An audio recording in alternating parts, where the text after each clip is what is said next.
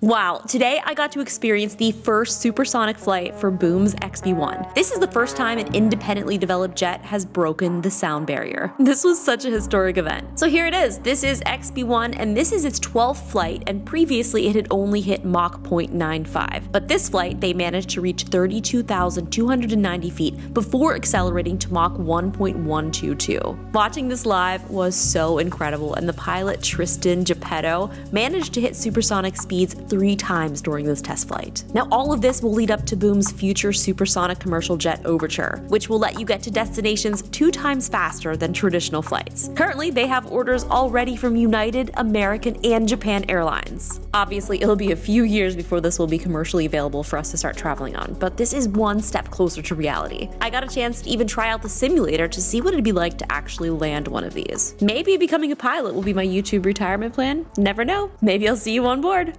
That's one of the better scores I've seen today, so nicely done.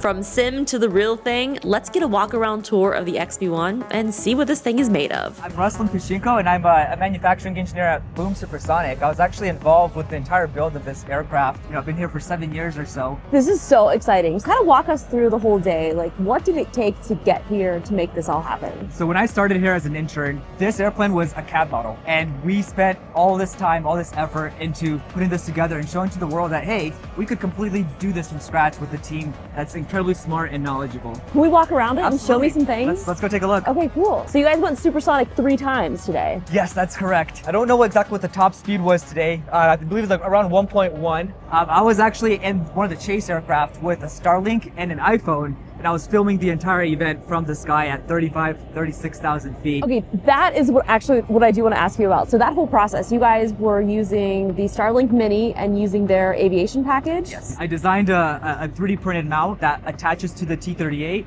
with like suction cups, and then you stick it on, press go, and give it a couple seconds to boot up, and next thing you know, you have internet from Mach 1.1. This is a XB-1, so we'll be flying Overture, which is our supersonic passenger jet. It's got 1 pilot that'll be in it. Incredible jet, all pretty much from scratch. Over 350 parts that we 3D printed on this jet that are flying with us. This is the air data boom. So this is the component that you can see it measures what the direction of the airplane is. It has a little temperature sensor that tells you how warm the air is, and it also tells you how fast the airplane's flying. This is called the pitot-static tube. And so this is pretty much your speedometer, if you will. It's what senses how fast the airplane's flying. In addition, you have these 2 cameras, a primary and the secondary camera. When this airplane lands, it's actually at 12 degrees angle of attack. So when the pilot is flying in it, he can't see the runway.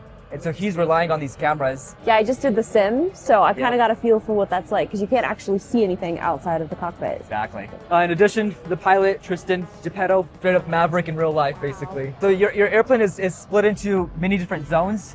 You have your zone 1, which is your air data boom. Zone 2, which is your nose landing gear. Zone 3, which is your cockpit.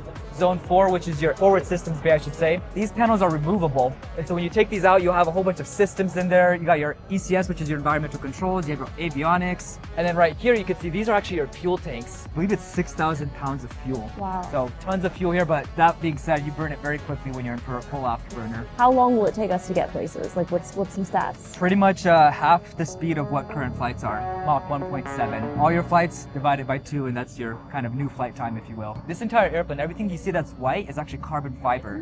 And with carbon fiber, you glue it together. And then obviously with this aft section, you have your engines, which get incredibly hot. And so that's why we split and use titanium. Right here, this is a very interesting system. This is called your FES, flutter excitation system. This device, which is just a cylinder that spins, and it vibrates the wing.